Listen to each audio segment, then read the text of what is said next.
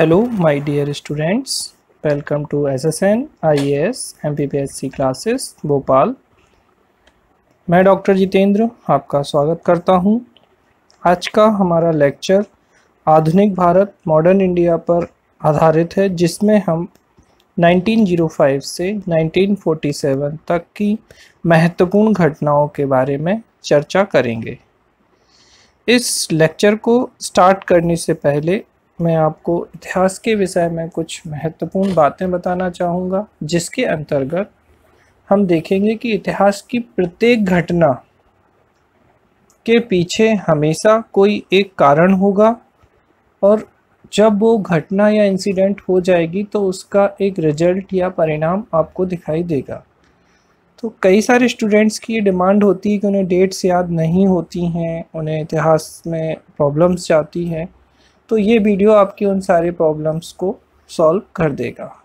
इस वीडियो को आप ध्यान से देखिए और जिस तरीके से घटनाओं को कनेक्ट कराया जा रहा है उसको आप कनेक्ट करने की कोशिश कीजिएगा। चलिए स्टार्ट करते हैं। 1905 तो एक घटना हम लेके चलते हैं 1905 में Indian home rule society. Indian home rule society की स्थापना या एस्टेब्लिशमेंट श्यामजी कृष्ण वर्मा ने लंदन में किया था। अब नेक्स्ट जो इंसिडेंट है 1905 का वो है बंगाल विभाजन, पार्टीशन ऑफ बंगाल। अगर हम बंगाल विभाजन की योजना की घोषणा की बात करते हैं तो ये 19 जुलाई 1905 को हुई थी, जबकि बंगाल विभाजन, partition of Bengal came into force 16 October 1905। Bengal विभाजन कब से लागू हुआ? तो 16 अक्टूबर 1905 से लागू हुआ। ये दोनों ही क्वेश्चन आपके एग्जाम में पूछे जा चुके हैं। पहला क्वेश्चन पूछा गया है बंगाल विभाजन किस गवर्नर जनरल के समय हुआ? तो लॉर्ड कर्जन। बंगाल विभाजन की घोषणा कब हुई? Declaration of partition of Bengal या announcement of partition of Bengal, तो 19 जुलाई 1905। बंगाल विभाजन कब से लागू हुआ? 16 अक्टूबर 1905 से। अब इस घटना को हमने ले लिया, इसके पीछे कारण, तो कारण में जो कारण कर्जन द्वारा बताए गए थे कि बंगाल बहुत बड़ा एरिया था। उस समय के बंगाल की हम बात करेंगे तो बंगाल के अंतर्गत बिहार, उड़ीसा भी इसके अंतर्गत, इवन असम भी इसके अंतर्गत आता था। लेकिन उन्होंने प्रशासनिक सुविधा को एक आधार बताया था, लेकिन वास्तविक जो आधार थे वो थे हिंदू और मुस्लिमों की एकता को प्रभावित करना। तो इसी क्रम में इन्होंने बंगाल विभाजन को लागू कर दिया। अब मैंने आपको बताया था कि प्रत्येक घटना के पीछे कारण, तो कारण ये हो गए। अब परिणाम की हम बात करेंगे तो अब बंगाल विभाजन होगा तो हम इसका विरोध करेंगे, और जब हम इसका विरोध करेंगे तो 1905 में ही हम स्वदेशी और बहिष्कार आंदोलन यहाँ पे शुरू कर देंगे। तो क्या शुरू हो जाएगा बेटा? स्वदेशी व बहिष्कार आंदोलन, तो स्वदेशी एंड बाइकॉट मूवमेंट। अब स्वदेशी और बाइकॉट मूवमेंट स्टार्ट हो गई है, तो इसके विरोध में एक आंदोलन मुस्लिम लीग द्वारा चलाया जाएगा। उसके लिए क्या होगा कि 1906 जैसे ही आता है तो जो मुस्लिम लीडर थे आगा खां और सलीमुल्लाह खां, वो यहाँ 1906 में ढाका में मुस्लिम लीग की स्थापना कर देते। तो आपने क्या देखा? एक घटना बंगाल विभाजन, एक उसका परिणाम क्या हुआ? स्वदेशी और बहिष्कार आंदोलन, और दूसरे परिणाम की हम बात करते हैं तो ढाका में इंडियन मुस्लिम लीग या मुस्लिम लीग की स्थापना कर दी गई, और किसके द्वारा की गई? आगा खां व सलीमुल्लाह खां के द्वारा। ये दूसरा इंसिडेंट हो गया अब आपका। अब इस इंसिडेंट के आगे दूसरे रिजल्ट्स दिखाई देंगे। अब 1906 के बाद जब हम 1907 पर आएंगे तो 1907 में होगा सूरत सेशन, कांग्रेस का सूरत अधिवेशन होगा, जिसकी अध्यक्षता रास बिहारी घोष, याद रखिएगा घोष, नॉट बोस, घोष साहब। तो रास बिहारी घोष जो हैं इसकी अध्यक्षता करेंगे। इस सेशन के साथ दो समस्याएं होंगी। पहली समस्या कि स्वदेशी और बहिष्कार आंदोलन को पूरे देश में चलाया जाए, गरम दल वाले ऐसा चाहते थे। दूसरे जो नरम दल वाले थे, मॉडरेट, वो चाहते थे कि ये आंदोलन सिर्फ बंगाल में संचालित हो। दूसरी समस्या थी कि गरम दल वाले जो थे वो बाल गंगाधर तिलक को और बाल गंगाधर तिलक लाला लाजपत राय को अध्यक्ष बनाना चाहते थे, जबकि नरम दल वाले लोग रास बिहारी घोष को अध्यक्ष बनाना चाहते थे। ये समस्या हालांकि 1906 के कलकत्ता अधिवेशन में भी हुई थी, लेकिन 1906 में दादाभाई नौरोजी के द्वारा इस अधिवेशन की अध्यक्षता करने के कारण ये विवाद वहीं पर समाप्त हो गया था। और इसी अधिवेशन में दादाभाई नौरोजी ने पहली बार कांग्रेस में स्वराज शब्द का प्रयोग किया था। स्वराज शब्द पे थोड़ी बात कर लेते हैं। तो स्वराज सबसे पहले स्वामी दयानंद सरस्वती, तो स्वराज स्वामी दयानंद सरस्वती ने सबसे पहले प्रयोग किया, जबकि कांग्रेस में स्वराज दादाभाई नौरोजी ने 1906 के सेशन में प्रयोग किया था। और पूर्ण स्वराज हम आगे देखेंगे कि 1929 के लाहौर अधिवेशन में पंडित जवाहरलाल नेहरू इसका प्रयोग करेंगे। तो सूरत अधिवेशन होता है और इसमें विवाद हो जाता है, जिससे कि गरम दल और नरम दल, और गरम दल को कांग्रेस से बाहर कर दिया जाता है। इसी समय कराची में मुस्लिम लीग का पहला वार्षिक सत्र, first annual session of the Muslim League at Karachi, संचालित हो जाता है। 1908 में बाल गंगाधर तिलक को 6 साल के लिए मांडले जेल भेज दिया जाता है। ये काफ़ी महत्वपूर्ण घटना है। किस रूप में? 1908 में जब इन्हें मांडले जेल भेजा जाता है तो इसी दौरान ये अपनी बुक गीता रहस्य को यहाँ पर लिखते हैं। ये काफ़ी महत्वपूर्ण है। ये कई बार क्वेश्चन पूछा गया आपके एग्जाम में कि गीता रहस्य को किस जेल में लिखा था, तो मांडले जेल में लिखा था। गीता रहस्य किन की पुस्तक है? तो गीता रहस्य बाल गंगाधर तिलक की बुक है। इसके अलावा आर्किटिक वेदास ऑफ होम्स, ये भी इन्हीं की बुक है। 1908 में एक और घटना यहाँ पर होती है कि खुदीराम बोस और प्रफुल्ल चाकी के द्वारा किंग्सफोर्ड की हत्या कर दी जाती है। 1909 जो मुस्लिम लीग 1906 में बनी थी, उस मुस्लिम लीग के कुछ प्रतिनिधियों ने जाके उस समय जो गवर्नर जनरल थे लॉर्ड मिंटो सेकेंड से मुलाकात की थी और उन्होंने कहा था कि हम बंगाल विभाजन के विरोध में जो आंदोलन चल रहा है हम उसके साथ नहीं हैं, हम आपके साथ हैं।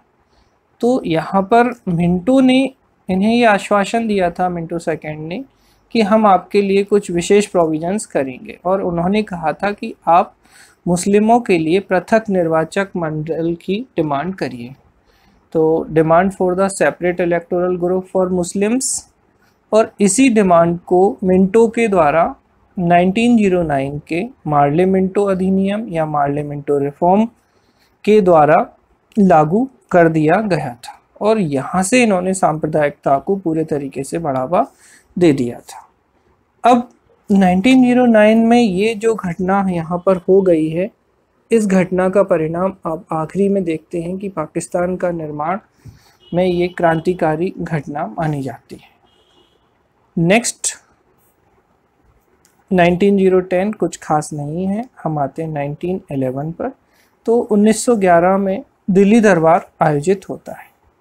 ये दिल्ली दरबार बहुत ही महत्वपूर्ण है। यहाँ पर जॉर्ज पंचम और महारानी मैरी, कैसे याद रखेंगे महारानी मैरी, तो जॉर्ज पंचम आते हैं। और ये तीसरा दिल्ली दरबार था, याद रखेंगे आप लोग अच्छे से। ये क्या था? थर्ड दिल्ली दरबार था। पहला दिल्ली दरबार 1877 में, तो 1877 में फर्स्ट, 1903 में सेकंड और 1911 में थर्ड दिल्ली दरबार आयोजित किया गया था। 1877 का जो दिल्ली दरबार था वो लिटन के समय में किया गया था और 1903 में कर्जन का समय था और 1911 का जो दिल्ली दरबार था इस समय हार्डिंग सेकेंड थे। तो इस दिल्ली दरबार में जॉर्ज पंचम जो आए थे, उन्होंने सबसे पहले partition of Bengal was revoked, Bengal विभाजन को रद्द करने की घोषणा कर दी। दूसरी घोषणा थी कि जो राजधानी है उसको स्थानांतरित करेंगे कलकत्ता से दिल्ली। तो कलकत्ता से दिल्ली के लिए राजधानी के स्थानांतरण की घोषणा, तो announcement of transfer of capital from Calcutta to Delhi. तीसरी बात यहाँ पर जो हुई थी कि जनगण मन गाया गया था रविंद्रनाथ टैगोर के द्वारा। तो जनगण मन याद रखिएगा रविंद्रनाथ टैगोर के द्वारा 1911 में। जबकि हम वंदे मातरम की अगर बात करते हैं तो 1896 के सेशन में वंदे मातरम बंकिम चंद्र चटर्जी का है, और रहमतुल्लाह सयानी जो इस समय अध्यक्ष थे कांग्रेस के, उन्होंने इसको गाया था। नेक्स्ट 1912 1912। तो उसी क्रम में जब लॉर्ड हार्डिंग दिल्ली में प्रवेश कर रहे होते हैं तो उनके ऊपर बम फेंका जाता है, जिसे हम दिल्ली बम कांड या दिल्ली षड्यंत्र, दिल्ली कॉन्स्पिरेसी के नाम से भी जानते हैं। और यह बम रास बिहारी बोस ने फेंका था। 1907 में रास बिहारी घोष थे जो कांग्रेस के अध्यक्ष थे, और यहाँ पर थे रास बिहारी बोस। बोस को कैसे याद रखेंगे? बोस बम, तो बोस से बा और बम से बा। तो रास बिहारी बोस ने यहाँ पे बम फेंका था और दिल्ली जो है यहाँ पर राजधानी बन जाती है। और यहीं पर बिहार और उड़ीसा के अलग अलग प्रांतों का गठन हो जाता है। तो constitution of separate provinces of Bihar and Orissa. 1913 Ghadar Party. Ghadar Party की स्थापना सैन फ्रांसिस्को में की गई थी और इसकी स्थापना सोहन सिंह भाकना तथा लाला हरदयाल ने की थी। इसके अलावा अन्य सदस्य भी इसमें थे, और चूंकि ये पार्टी गदर नामक पत्रिका निकालती थी इसीलिए इसे गदर पार्टी के नाम से भी जाना जाता था। और इसी दल के सदस्य बाद में यहाँ से चले जाएंगे जब प्रथम विश्व युद्ध शुरू होगा। तो नेक्स्ट हम देखेंगे 1914। 1914 से 18 तक आप जानते हैं कि प्रथम विश्व युद्ध यहाँ पे स्टार्ट हो गया था, और प्रथम विश्व युद्ध के कारण जो महत्वपूर्ण घटनाएं आपको दिखाई देंगी, एक होगा कामागाटा मारू इंसिडेंट। कामागाटा मारू घटना, गुरदत्त सिंह थे जो कि एक जहाज़ था जिसे लेके ये वैंकूवर कनाडा गए थे, वहाँ से इन्हें वापस भेज दिया गया था, और ये 376 लोगों को लेकर कनाडा गए थे। और मैकमोहन रेखा जो कि भारत और चाइना के बीच में है, यहाँ पर लाई गई थी। 1915 से क्रांतिकारी चीज़ें बदल जाएंगी बहुत ही, क्योंकि 1915 में गांधी जी दक्षिण अफ्रीका से भारत लौटेंगे, और भारत लौटने के क्रम में ये कब आए थे? तो 9 जनवरी 1915 को।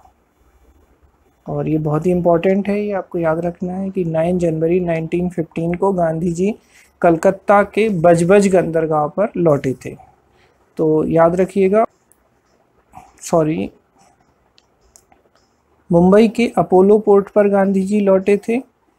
इसके बाद नेक्स्ट हम देखते हैं, अब गांधी जी यहाँ पर अहमदाबाद में साबरमती आश्रम की स्थापना करेंगे, और 9 जनवरी को हम प्रवासी भारतीय दिवस के रूप में भी मनाते हैं। 2003 से LM सिंघवी, लक्ष्मण सिंघवी समिति की रिकमेंडेशन पर प्रवासी भारतीय दिवस मनाना शुरू किया गया, और ये हर साल मनाया जाता है।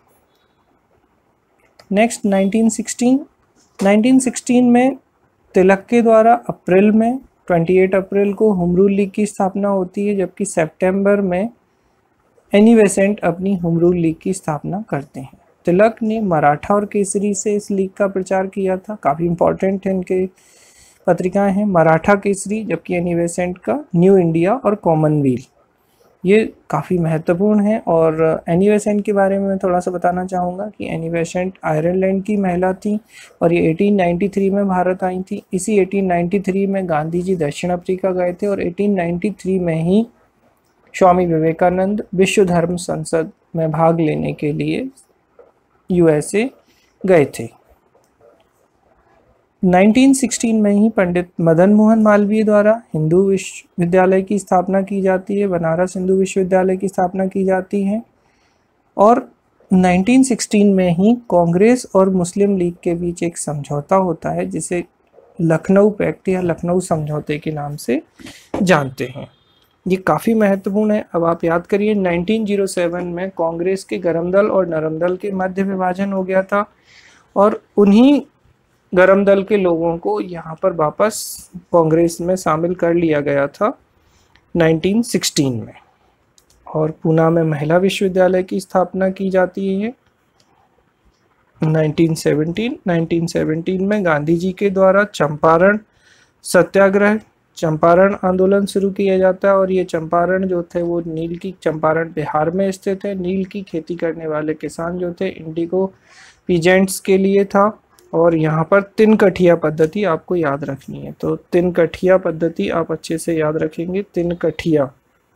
तो ये जो तिनकठिया पद्धति थी ये काफ़ी महत्वपूर्ण मानी जाती है। इसका मतलब होता है भूमि के 3/20 भाग पर नील की खेती करना अनिवार्य होता था, 3/20 पार्ट्स।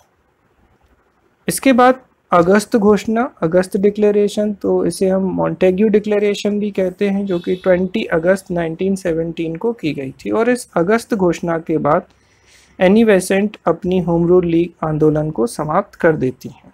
यहीं पर एक घटना और घटती है कि तिलक को Valentine सिरोल, father of Indian unrest, भारतीय अशांति का जनक कहते हैं। क्वेश्चन कई बार पूछा गया है कि तिलक को भारतीय अशांति का जनक या फादर ऑफ इंडियन अनरेस्ट किसने कहा है, तो वैलेंटाइन सिरोल ने कहा है।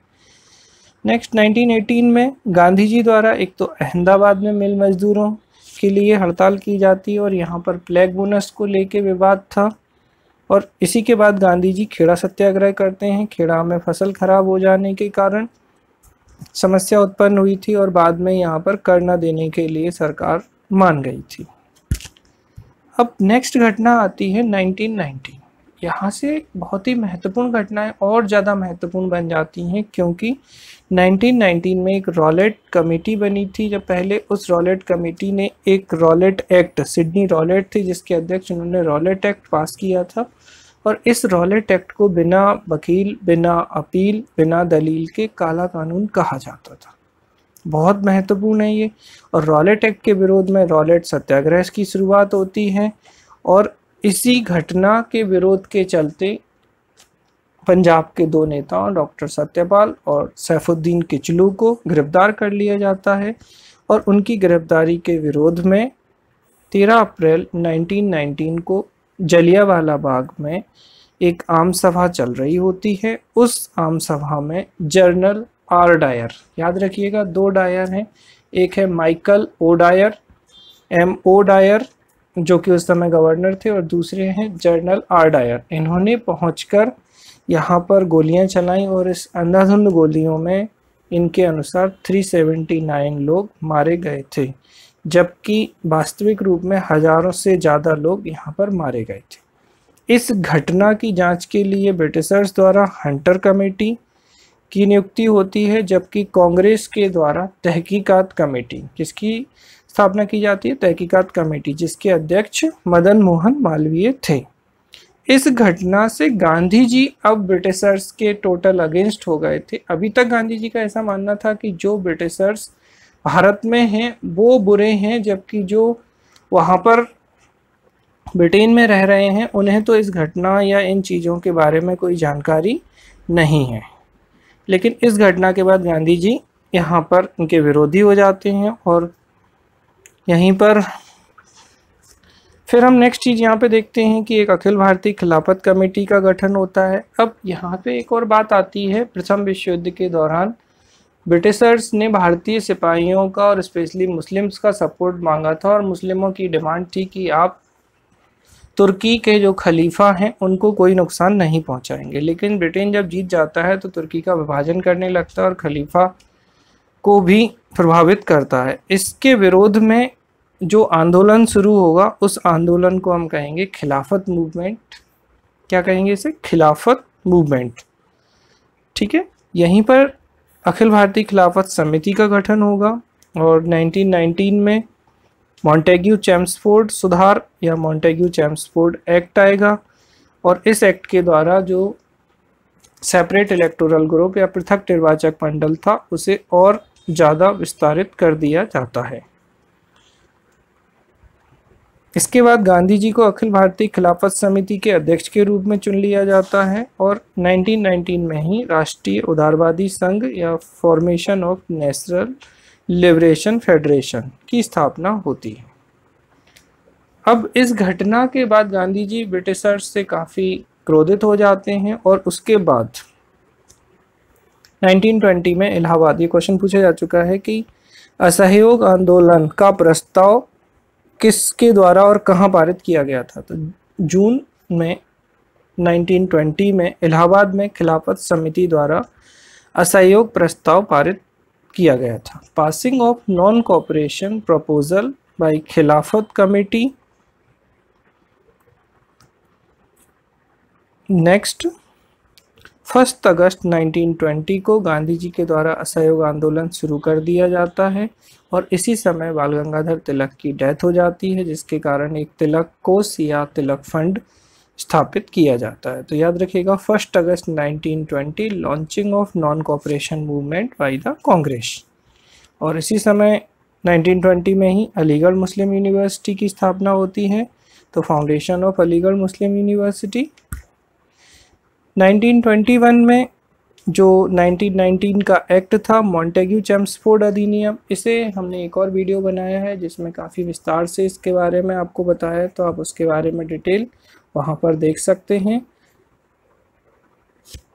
मई 1921 में विश्व भारती विश्वविद्यालय रविंद्रनाथ टैगोर द्वारा शुरू किया जाता है। तो Vishwa Bharati university started by Rabindranath Tagore in May 1921। In July, passing a resolution by All India Khilafat Committee prohibited Muslim to serve British Indian Army। Akhil Bharatiya खिलाफत समिति द्वारा एक प्रस्ताव पारित करना जिसके द्वारा मुस्लिमों को ब्रिटिश भारतीय सेना की सेवा करने के लिए प्रतिबंधित करता था। तो मुस्लिम जो हैं वो ब्रिटिश भारतीय सेना की सेवा नहीं करेंगे, एक ये प्रस्ताव लाया जाता है। और अगस्त 1921 में मोपला विद्रोह हो जाता है जो कि मालाबार तट केरल में स्थित है, और ये मुस्लिम किसान थे जो कि जमींदारों के विरुद्ध विद्रोह करते हैं। तो ये क्वेश्चन कई बार पूछा गया है। मोपला विद्रोह कब हुआ? तो 1921 में हुआ। कहाँ हुआ? मालाबार केरल में। 1922, अब असहयोग आंदोलन चूंकि काफ़ी अच्छे से चल रहा था, लेकिन इसी दौरान 5 फरवरी 1922 को चौरी चौरा की घटना हो जाती है और उसके बाद गांधी जी 12 फरवरी को इस आंदोलन को निलंबित कर देते हैं। तो Chauri Chaura incident and suspension of the non cooperation movement in 12 फरवरी 1922, ये दोनों क्वेश्चन आपके एग्जाम पूछे गए। तो सबसे पहले आपको याद रखना है चौरी चौरा घटना कब हुई, इसके कारण क्या था। ठीक है, तो यहाँ पर जो इंसिडेंट हुआ था तो 21 पुलिस वाले प्लस एक थानेदार को जलाकर इनकी हत्या कर दी गई थी। नेक्स्ट, अब इस घटना को गांधी जी ने चूंकि क्या है, कनेक्ट कैसे करना है कि असहयोग आंदोलन या नॉन कोऑपरेशन मूवमेंट बढ़िया से चल रहा है, लेकिन गांधी जी ने इसको वापस ले लिया। अब जब गांधी जी इसको वापस लेंगे तो इसके विरोध में क्या होगा कि जो लोग इस आंदोलन को चलाना चाहते थे वो इसके विरोध में 1923 में स्वराज पार्टी की स्थापना कर देंगे। तो स्वराज पार्टी 1923 इलाहाबाद में इसकी स्थापना की जाती है। और फाउंडर कौन थे इसके? तो फाउंडर थे मोतीलाल नेहरू और चित्तरंजन दास। तो मोतीलाल नेहरू और चित्तरंजन दास के द्वारा इसकी स्थापना कर दी जाती है। इसके बाद 1924 आता है तो गांधी जी बेलगांव अधिवेशन होता है कांग्रेस का, इस बेलगांव अधिवेशन की अध्यक्षता करते हैं और एकमात्र अधिवेशन था जिसकी अध्यक्षता गांधी जी ने की थी। क्वेश्चन कई बार पूछा गया है, तो ये बेलगांव अधिवेशन है और इसी अधिवेशन में गांधी जी स्वराज पार्टी को कांग्रेस का एक भाग मान लेते हैं तथा इन्हें इलेक्शन में भाग लेने के लिए, चुनाव में या निर्वाचन में भाग लेने की परमिशन देते हैं। और यहीं पे गांधी जी और चित्तरंजन दास के बीच एक समझौता होता है जिसे हम गांधी दास पैक्ट के नाम से जानते हैं। ये भी क्वेश्चन कई बार आ चुका है, गांधी दास पैक्ट, तो याद रखिएगा 1924। नेक्स्ट 1925। 1925 की महत्वपूर्ण बात जो है, एक तो काकोरी कांड है, काकोरी कॉन्स्पिरेसी 9 अगस्त 1925। काकोरी कांड जो है ये 8 डाउन एक्सप्रेस थी जो कि लखनऊ सहारनपुर एक्सप्रेस थी, जिसमें रखे हुए खजाने को लूटा गया था राम प्रसाद बिस्मिल और उनके साथियों के द्वारा। जो पार्टी 1923 में स्वराज पार्टी बनी थी उस पार्टी के द्वारा एक महत्वपूर्ण सफलता 1925 में मिलती है जब ये विट्ठल भाई पटेल को केंद्रीय विधानमंडल के अध्यक्ष बनाने में सफल होते हैं। तो Vithalbhai Patel elected as the president of central legislature. ये बहुत बार क्वेश्चन पूछा गया है। और विट्ठल भाई पटेल के बारे में बात करते हैं तो ये वल्लभ भाई पटेल के बड़े भाई थे और इनके पिता का नाम था झाबेर भाई पटेल। विट्ठल भाई पटेल, उनके छोटे भाई वल्लभ भाई पटेल और इनके पिता का नाम झाबेर भाई पटेल। झाबेर भाई पटेल ने 1857 के रिवॉल्ट या 1857 की क्रांति में महारानी लक्ष्मीबाई के साथ एक सैनिक के रूप में भाग लिया था। इसके बाद 1927 में हम देखते हैं एक महत्वपूर्ण घटना होती है साइमन कमीशन की नियुक्ति, appointment of the Simon commission. तो याद करिए 1919 का जो मॉन्टेग्यू चैम्सफोर्ड अधिनियम था, इस अधिनियम के द्वारा क्या सुधार हुए इसकी जांच के लिए 10 वर्ष बाद आफ्टर 10 इयर्स एक जांच समिति बननी थी, एक कमीशन नियुक्त होना था। तो 1929 में होना था ये, लेकिन 1929 में चूंकि ब्रिटेन में इलेक्शन थे, इस कारण से इस कमीशन को 2 साल पहले यानी कि 1927 में बना दिया गया। और 1927 में जब ये कमीशन बना उसके बाद ये 1928 में भारत आता है। तो साइमन कमीशन का भारत आगमन होगा, arrival of Simon commission India. और इसी साइमन कमीशन का विरोध किया जाता है। क्वेश्चन कई बार पूछा गया है कि साइमन कमीशन का विरोध क्यों किया जाता है, और ये 2 बार भारत आया था, याद रखिएगा 2 टाइम्स। तो दोनों बार ये मुंबई में आया और जब ये आता है तो इसके विरोध स्वरूप क्या होता है, go back Simon, Simon go back के नारे लगाए जाते हैं। और इसी साइमन कमीशन के विरोध के दौरान लाला लाजपत राय की डेथ हो जाती है। और यहाँ पर जब हम साइमन कमीशन का विरोध करते हैं तो हमें चैलेंज किया जाता है कि अगर आप साइमन कमीशन का विरोध क्यों करते हैं, क्योंकि इसमें कोई भी भारतीय सदस्य नहीं था। तो साइमन कमीशन का विरोध किया। अब विरोध किया तो उन्होंने कहा कि भाई आप बना के दिखा दीजिए। तो इस चैलेंज को मोतीलाल नेहरू जो है वो स्वीकार करते हैं और एक नेहरू रिपोर्ट पेश करते हैं।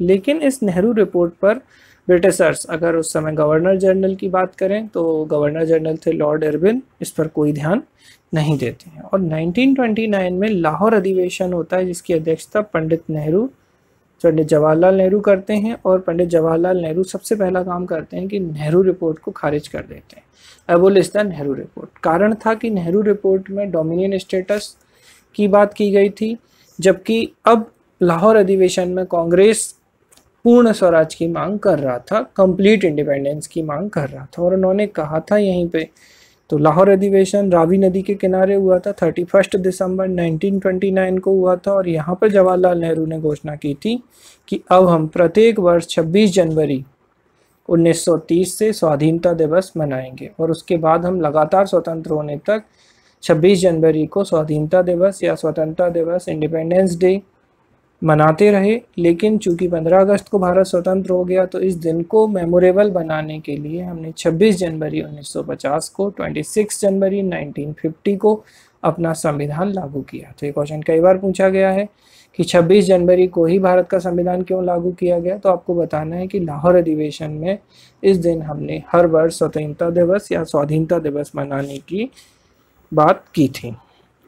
इसके बाद इस अधिवेशन में गांधी जी को एक एक्टिव मूवमेंट चलाने के लिए आगे किया जाता है और गांधी जी 1930 में 12 मार्च से 6 अप्रैल के बीच में दांडी मार्च करते हैं। और कहां से कहां तक गए थे, तो गांधी जी अपने 78 सपोर्टर्स, 78 सहयोगियों के साथ साबरमती आश्रम से दांडी तट तक गए थे। और दांडी जो है वो नौसारी डिस्ट्रिक्ट में है, आपको याद रखना है। और दांडी तट पर पहुंचकर 5 अप्रैल को गांधी जी पहुंच गए थे और 6 अप्रैल 1930 को, 6 अप्रैल 1930 को गांधी जी ने नमक कानून तोड़कर सविनय अवज्ञा आंदोलन या सिविल डिसोबीडिएंट मूवमेंट स्टार्ट कर दिया था। अब यहाँ पर दूसरी तरफ आप देखते हैं कि एक तरफ तो सिविल डिसोबीडिएंट मूवमेंट या सविनय अवज्ञा आंदोलन चल रहा है और काफ़ी अच्छे से चल रहा है। दूसरी तरफ कांग्रेस ब्रिटिशर्स 12 नवंबर 1930 से 19 जनवरी 1931 तक पहला गोलमेज सम्मेलन आयोजित कर लेते हैं और ये गोलमेज सम्मेलन असफल हो जाता है। जब ये गोलमेज सम्मेलन असफल होता है तो उस समय जो ब्रिटेन के प्रधानमंत्री थे रैमजे मैकडोनाल्ड, वो इरविन को बोलते हैं कि आप गांधी जी को इस गोलमेज सम्मेलन में भाग लेने के लिए मनाओ और आगे जो गोलमेज सम्मेलन होने हैं उसमें कांग्रेस पार्टिसिपेट करे। तो एक तो आपको याद रखना है कि कांग्रेस ने पहले गोलमेज सम्मेलन में भाग नहीं लिया और तीसरे, तो फर्स्ट और थर्ड राउंड टेबल कॉन्फ्रेंस में कांग्रेस ने पार्टिसिपेट नहीं किया, केवल सेकेंड राउंड टेबल कॉन्फ्रेंस या दूसरे गोलमेज सम्मेलन में ही कांग्रेस या गांधी जी भाग लेंगे। तो गांधी जी को इस आंदोलन के दौरान, सविनय अवज्ञा आंदोलन के दौरान जेल में डाल दिया गया था, वहां से उन्हें रिहा किया जाता है और 5 मार्च 1931 को 5 मार्च 1931, ठीक है, pact between Gandhi ji and Irwin. तो गांधी इरविन समझौता होता है और ये कहाँ होता है बेटा, तो ये दिल्ली में होता है, इसीलिए दिल्ली पैक्ट भी कहा जाता है। और इस समझौते के अंतर्गत कुछ महत्वपूर्ण प्रावधान थे, जैसे गांधी जी सविनय अवज्ञा आंदोलन को स्थगित करेंगे, दूसरा Gandhi ji second round table गोलमेज सम्मेलन में पार्टिसिपेट करेंगे, ठीक है, राजनीतिक बंदियों को मुक्त कर दिया जाएगा जिन्होंने कोई हत्या नहीं की, नमक जो तटीय क्षेत्र हैं उन्हें नमक बनाने की परमिशन मिलेगी, शराब की दुकानों के आगे अपोज या स्ट्राइक कर सकते हैं। तो ये सारे प्रोविजंस आपके गांधी इरविन समझौते के अंतर्गत आते हैं। तो गांधी जी इरविन की बात मानकर द्वितीय गोलमेज सम्मेलन में जाने के लिए एग्री कर देते हैं, लेकिन इससे पहले कराची अधिवेशन होता है और इस कराची अधिवेशन में गांधी जी को गोलमेज सम्मेलन में, सेकेंड गोलमेज सम्मेलन में जाने की परमिशन दे दी जाती है। इससे पहले एक घटना हो जाती है, 23 मार्च 1931 को भगत सिंह, राजगुरु और सुखदेव को फांसी दे दी जाती है तथा गांधी जी की इस संबंध में कोई भी बात यहाँ पर नहीं सुनी जाती है। अब गांधी जी द्वितीय गोलमेज सम्मेलन में पार्टिसिपेट करते हैं और सेकेंड राउंड टेबल कॉन्फ्रेंस में पार्टिसिपेट करने के लिए गांधी जी SS राजपूताना शिप से लंदन के लिए जाते हैं और इस सम्मेलन में गांधी जी भाग लेते हैं।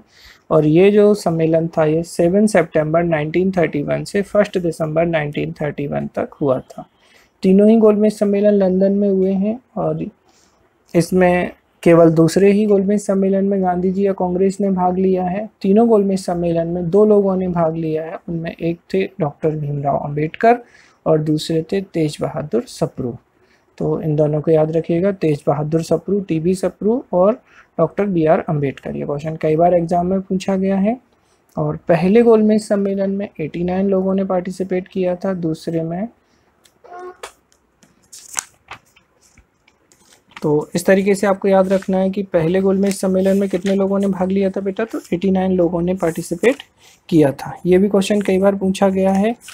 और दूसरे में 31 लोगों ने पार्टिसिपेट किया था और तीसरे गोलमेज सम्मेलन में 46 लोगों ने पार्टिसिपेट किया था।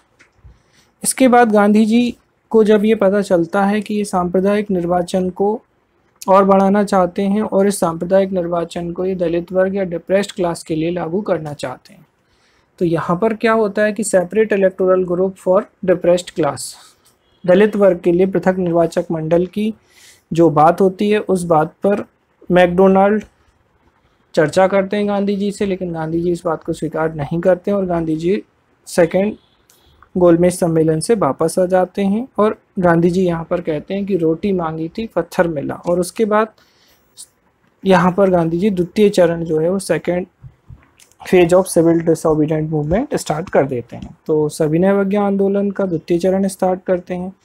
जब ये स्टार्ट करते हैं तो इन्हें फिर से बंद कर दिया जाता है जेल में, और जेल में बंद करने के बाद अब यहाँ पर 2 महत्वपूर्ण घटनाएं होती हैं जो आपको याद रखनी है। एक है 16 अगस्त 1932। 16 अगस्त 1932 को रैमजे मैकडोनाल्ड, जो कि ब्रिटिश प्रधानमंत्री हैं, ये मैकडोनाल्ड घोषणा करते हैं। मैकडोनाल्ड डिक्लेरेशन, इसी को हम कम्युनल अवार्ड, सांप्रदायिक अधिनिर्णय के नाम से जानते हैं, और इसके द्वारा दलित वर्ग के लिए पृथक निर्वाचक मंडल की व्यवस्था कर दी जाती है। चूंकि गांधी जी को जेल में बंद कर दिया गया था, तो गांधी जी पुणे की यरबदा जेल में बंद थे और उसी जेल में गांधी जी इस घोषणा के साथ ही फास्ट अंटिल द डेथ, आमरण अनशन शुरू कर देते हैं। गांधी जी की तबीयत कुछ बिगड़ने लगती है तो कुछ लोग BR अम्बेडकर को समझाते हैं और गांधी जी को भी समझाते हैं कि आप लोग समझौता कर लीजिए। तो BR अम्बेडकर गांधी जी से पुणे की यरबदा जेल में मिलने जाते हैं और गांधी जी से कहते हैं कि बापू आप मान जाइए, अगर आपको कुछ हो गया तो लोग हमें ही दोष देंगे। तो इस तरीके से 24 सितंबर 1932 24 सितंबर 1932 को गांधी जी और बी आर अम्बेडकर के मध्य जो समझौता होता है पूना में होता है, इसीलिए इसे पूना पैक्ट। तो Poona pact between Gandhi ji and B R Ambedkar, और पूना समझौता या गांधी अम्बेडकर समझौता भी इसे कहा जाता है। इस समझौते के जो मुख्य प्रावधान थे उसके अंतर्गत दलित वर्ग या डिप्रेस्ड क्लास के लिए जो सीट्स थी वो 71 से बढ़ाकर 147 कर दी जाती हैं प्रांतीय विधानसभाओं में, और 18% reservation in central legislative assembly. केंद्रीय विधानसभा में इनके लिए 18% आरक्षण किया जाता है, और ये मैकडोनाल्ड घोषणा को नहीं मानते हैं, और इस तरीके से गांधी जी को जेल से रिहा कर दिया जाता है। और इसके बाद 1932 में 17 नवंबर 1932 से 24 दिसंबर 1932 तक थर्ड राउंड टेबल कॉन्फ्रेंस हो जाती है, और तीनों ही गोलमेज सम्मेलन या राउंड टेबल कॉन्फ्रेंस जो है वो असफल रहती हैं, और इन्हीं गोलमेज सम्मेलनों के बाद एक वाइट पेपर या श्वेत पत्र जारी किया जाता है, और यही श्वेत पत्र जो है वो 1935 के अधिनियम का एक महत्वपूर्ण कारण बनता है। नेक्स्ट 1933 तो नलिनी सेनगुप्ता या नेली सेनगुप्ता जो है वो कोलकाता सेशन के अध्यक्ष बनती हैं। यहाँ पे मैं आपको बता दूं कि 1917 में पहली महिला अध्यक्ष बनी थी एनी बेसेंट, 1925 में दूसरी महिला अध्यक्ष बनी है जो कि पहली भारतीय महिला अध्यक्ष भी थी सरोजनी नायडू, और तीसरी महिला जो बनती हैं वो नलिनी सेनगुप्ता, तीसरी 33, तो ऐसे याद रख लीजिएगा। फर्स्ट 1917, 1917 में कलकत्ता अधिवेशन एनी बेसेंट, 1925 कानपुर अधिवेशन सरोजनी नायडू। इसके बाद 1934 में कांग्रेस समाजवादी पार्टी की स्थापना होती है। याद रखिएगा, क्वेश्चन पूछा गया है, जयप्रकाश नारायण और आचार्य नरेंद्र देव के द्वारा की जाती है 1934 में। ये क्वेश्चन यूपीएससी पूछ चुका है, आप याद रखेंगे। इसके बाद 1935 का एक्ट आता है भारत शासन अधिनियम 1935, और ये भारत शासन अधिनियम 1935 जो है इसके पीछे के कारण अगर हम देखें तो साइमन कमीशन रिपोर्ट 27 से चलें। साइमन कमीशन रिपोर्ट के बाद साइमन कमीशन भारत आगमन 1928, नेहरू रिपोर्ट, लाहौर अधिवेशन, और उसके बाद ये सारी चीज़ें जो हैं इसके कारण बनेंगी। गोलमेज सम्मेलन और गोलमेज सम्मेलन की रिपोर्ट, और उसके बाद वाइट पेपर, श्वेत पत्र, इनके आधार पर भारत शासन अधिनियम आता है। तो भारत शासन अधिनियम के लिए हमने एक सेपरेट वीडियो बनाया है, उस वीडियो को आप देख सकते हैं, जिसमें भारत शासन अधिनियम के कारण, उसकी विशेषताएं और उसकी क्या कमियां थी, इन सब के बारे में डिटेल में बताया गया है। और भारत शासन अधिनियम काफ़ी महत्वपूर्ण है। इसके बाद 1936 में लखनऊ अधिवेशन होता है, लखनऊ सेशन, और उसके बाद 37 में फैजपुर सेशन होता है। फैजपुर पहला अधिवेशन था जो गाँव में संपन्न होता है, और दोनों अधिवेशन की अध्यक्षता पंडित जवाहरलाल नेहरू करते हैं। तो पंडित जवाहरलाल नेहरू को याद रखेंगे, लखनऊ और फैजपुर। और यहीं पे 35 के अधिनियम के अकॉर्डिंग 37 में इलेक्शन होते हैं, और कांग्रेस इसमें काफ़ी सफल होती है। 38 और 39 में 38 हरिपुरा और 39 का त्रिपुरी अधिवेशन, दोनों की अध्यक्षता सुभाष चंद्र बोस करते हैं। तो थोड़ा सा कनेक्ट करिए कि नेहरू जी और दूसरी तरफ सुभाष चंद्र बोस, एक तरफ नेहरू जी और दूसरी तरफ वल्लभ भाई पटेल, तो दो पैरेलल पोर्ट। 1929 लाहौर अधिवेशन और 1931 कराची अधिवेशन। 29 में लाहौर में पंडित जवाहरलाल नेहरू और 31 के कराची में वल्लभ भाई पटेल। इसी तरीके से 36 और 37 लखनऊ और फैजपुर अधिवेशन पंडित जवाहरलाल नेहरू, और 38 और 39 में हरिपुरा, और उसके बाद 39 के त्रिपुरी अधिवेशन में सुभाष चंद्र बोस। हरिपुरा अधिवेशन इसलिए भी महत्वपूर्ण है, यहाँ पर पंडित जवाहरलाल नेहरू की अध्यक्षता में एक समिति बनाई गई थी, नियोजन समिति, इसे प्लानिंग कमेटी भी कहते हैं या योजना समिति। तो याद रखिएगा, पंडित जवाहरलाल नेहरू की अध्यक्षता में हरिपुरा अधिवेशन 1938 में योजना समिति या प्लानिंग कमेटी बनाई गई थी। 1939 में 1 सितंबर से एक तो सेकेंड वर्ल्ड वॉर स्टार्ट हो जाता है, और सेकेंड वर्ल्ड वॉर में सबसे इम्पॉर्टेंट चीज़ क्या होती है कि बिना कांग्रेस के पीछे पूछे हुए भारतीय आर्मी को या इंडियन आर्मी को भेज दिया जाता है। इस बात से कांग्रेस का जो मंत्रिमंडल है वो रेजिग्नेशन दे देता है, इस्तीफा दे देता है।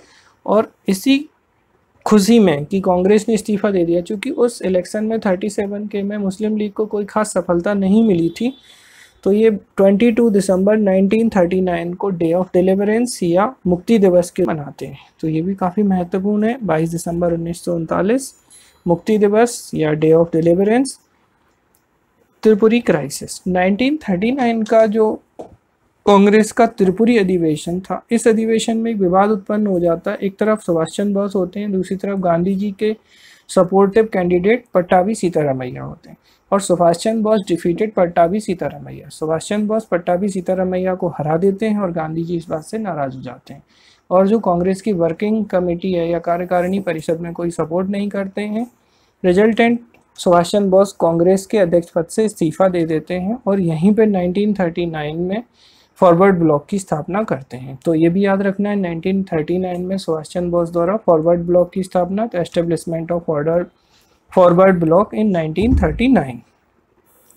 इसके बाद 1940 का जो टेन्योर आता है वो अगस्त प्रस्ताव या अगस्त ऑफर के नाम से जाना जाता है। 8 अगस्त 1940 को लॉर्ड लिन्थगो के द्वारा अगस्त प्रस्ताव लाया गया था, और इनका मुख्य उद्देश्य ये था कि जो भारतीय हैं वो ब्रिटिशर्स को द्वितीय विश्व युद्ध में सपोर्ट करें।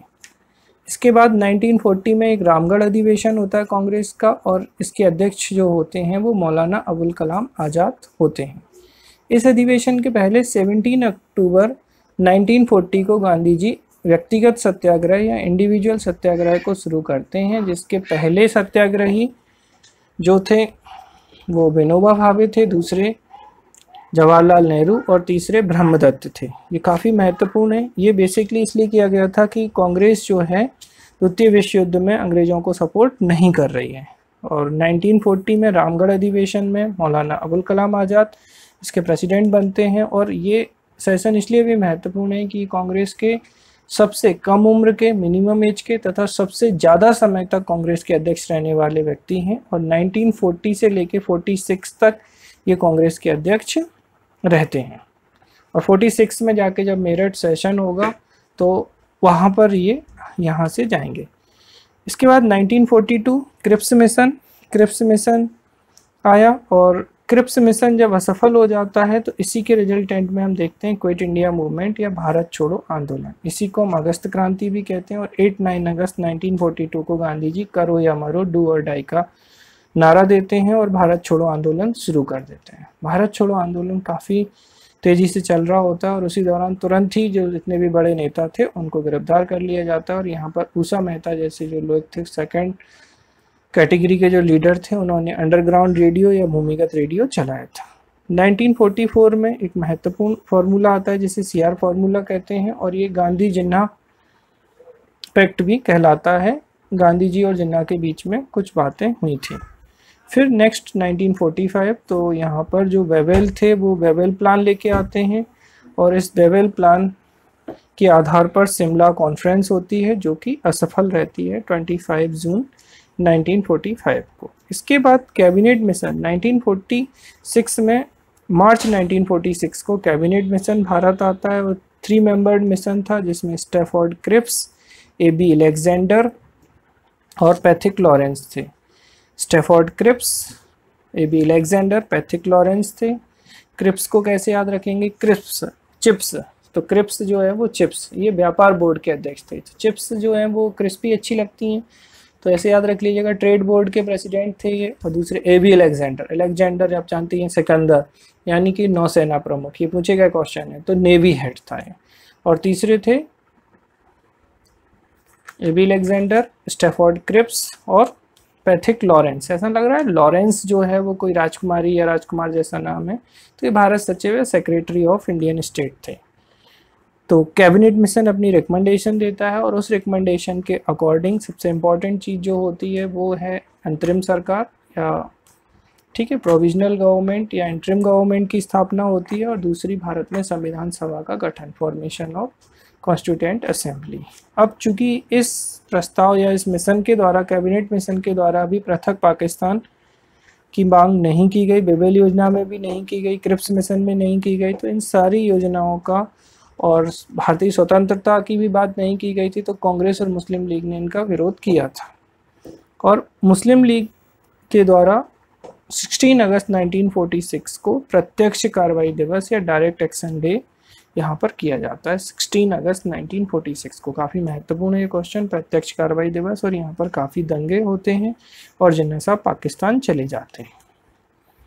नेक्स्ट इसके बाद 1947 में बेवेल की जगह माउंटबेटन आ जाते हैं और माउंटबेटन जो है यहाँ पर घोषणा करते हैं। तो माउंटबेटन योजना, माउंटबेटन प्लान या 3 जून योजना के नाम से इसे जानते हैं। और इसी योजना के आधार पर भारतीय स्वतंत्रता अधिनियम, इंडियन इंडिपेंडेंस एक्ट